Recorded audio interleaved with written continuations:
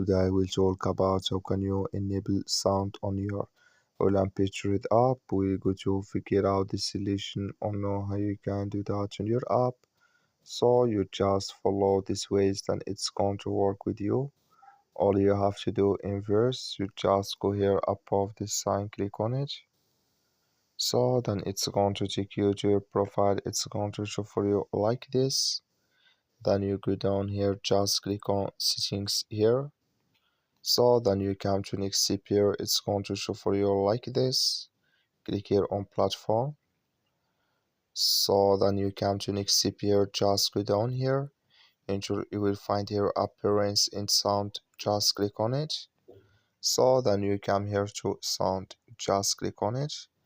Here you click here on default pack. So then it's going to enable with you here your sounds on your Olymptrade app. That's all. Thank you for watching. Don't forget to support us by liking and subscribe.